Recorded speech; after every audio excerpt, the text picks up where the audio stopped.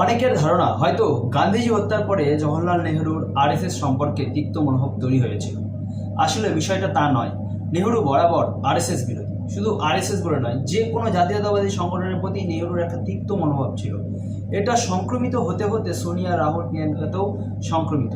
প্রিয়াঙ্কা গান্ধী তো এমপি হয়েছে ইউনিয়ন মুসলিম লীগের জোরে, যেখানে মুসলমান ভোটারের সংখ্যা হিন্দু ভোটারের চাইতে অনেক বেশি। সেখানে গিয়ে প্রিয়াঙ্কা গান্ধী নির্বাচন লড়েছে।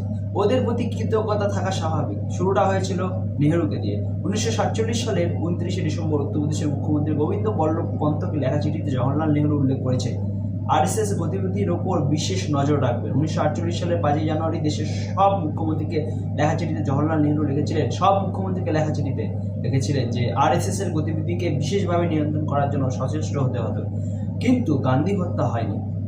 1948 সালের 5 জানুয়ারিতেই মাদ্রাস প্রভিন্সের স্বরাষ্ট্রমন্ত্রী ডক্টর পরমশিভাম সুব্বারায়ণকে সেখানকার মুখ্যমন্ত্রী তথা রামস্বামী রেড্ডিয়ার নেহরু লিখেছে আরএসএস এর কার্যকলাপকে যেন নিয়ন্ত্রণ করার চেষ্টা করা হয়।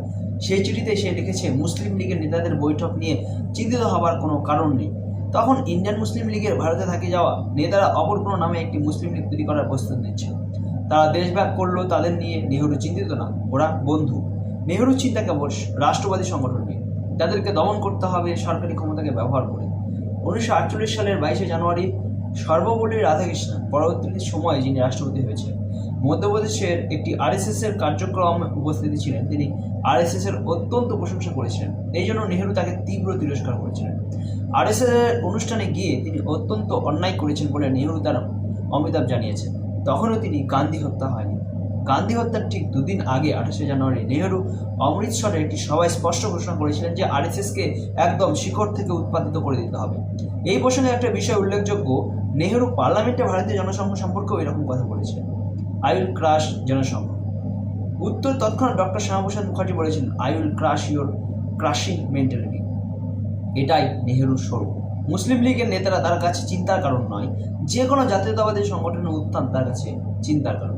কারণ লোকটা যত না ভারতীয় তার চাইতে বেশি ভারতের মূলধারার বিরোধী। তার সম্পর্কে একবার গান্ধীজি লিখেছিলেন, লোকটা যত না ভারতীয় তার চাইতে বেশি ইংরেজ। হি ইজ মোর ইংরেজ than Indian in his thought and education. Nehru লোকটা নিজের সম্পর্কে বলেছিলেন যে সে দুর্ভাগ্যক্রমে জনসূত্রে হিন্দু, unfortunately Hindu by accident of birth. সেই লোকটাই বলেছেন যে সাংস্কৃতিক দিক থেকে সে মুসলমান, I am Muslim by culture. সেই লোক আরএসএস বিরোধী হবে, মুসলিম লীগের নেতাদের পছন্দ করবে, এটা তো খুবই স্বাভাবিক। এই ধারায় প্রথম থেকে আজ পর্যন্ত কংগ্রেস বহন করে চলেছে। সেই কংগ্রেসই হচ্ছে ইন্ডিজদের প্রধান দল।